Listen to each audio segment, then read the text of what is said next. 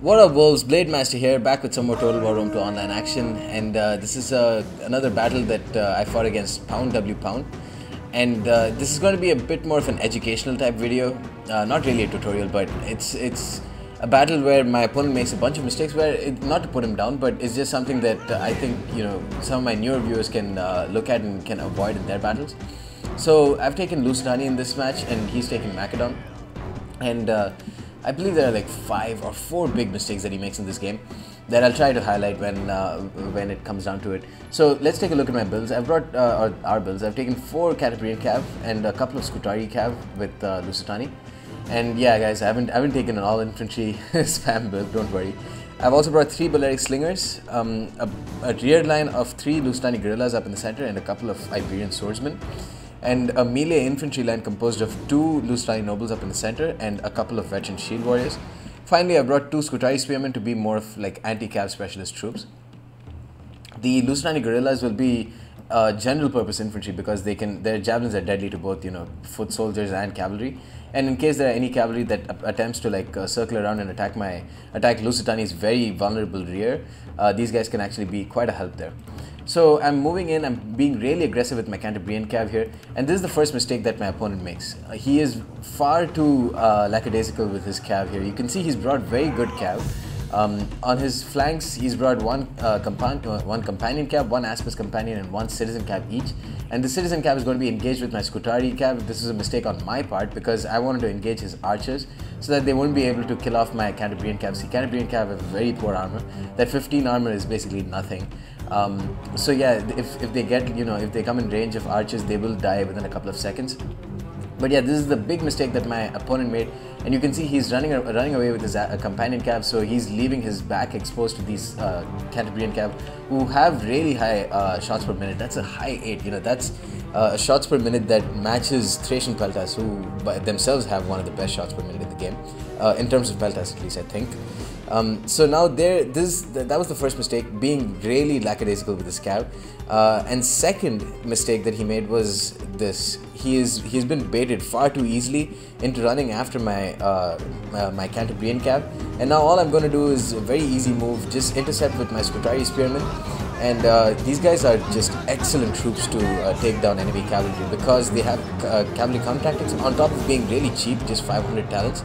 They have great armor, 60 armor, and look at that, with cavalry counter tactics, their bonus versus large is 60. So that means on top of that 23 melee attack, that's an extra 60 you can add on to that, so 83 melee attack. He rear charged my Scutari Cav over here, which is really good. That's a good move, but what that's going to do is just leave his general exposed to these on-rushing Scutari Spearmen, and that citizen Cav is basically done because he brought a couple of Thuria Spears on his flanks as well. So javelins are quite unwieldy, so you can expect a lot of friendly fire when you use javelins. He chased off again, this is another example of him being too, getting baited by my Cantabrian Cav too easily. He ran off with his Aspis companion Cav, which are specialized anti-infantry cavalry. So he was running after them, and all they were going to do is just shower javelins in the meanwhile. And now you can see I brought one of my Balearic Slingers here, and they're going to start firing onto his general. And look at the number of units his general has. 11, and they were already depleted in HP, so that's why those slingers just managed to destroy them within like less than a second basically. So yeah, my Scutari Spearmen put the hurt on them, and now his Aspis Cav are going to engage with them. But again, this is not a favorable engagement for them. Of course, they will do okay against Scutari Spearmen. At the end of the day, are mid-tier spearmen, so they will die to something like as heavily armored and as highly specialized as Aspis Cav. But that's not a favorable engagement for him to get into. Meanwhile, I engaged one of his archers with my Cantabrian Cav. Archers, Hellenistic archers, which he's brought 6 of, I believe, or 5 of, are one of the few skirmish units that Cantabrian Cav can actually take care of in melee. So we've gone over like 2 mistakes that he made. This is the third mistake, and this is a mistake in his build. He brought 4 Levy Pikemen, which itself is kind of a mistake on its own, and there's a reason why why no one semi-decent in Rome 2 really rates Pikemen, and that's because they are so one-dimensional that you're crippling yourself before the game even starts.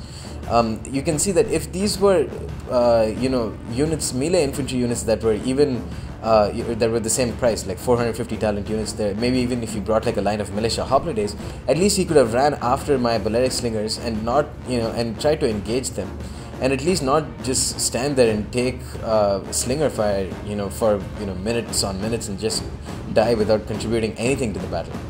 So if you're going to bring a pike line, it's basically a necessity to bring a very sturdy skirmish line behind them. So for the sake of bringing pikes, you're going to have to spend an extra 1800 talents just to make your pikes worthwhile. Now, I mean, that doesn't really make much sense.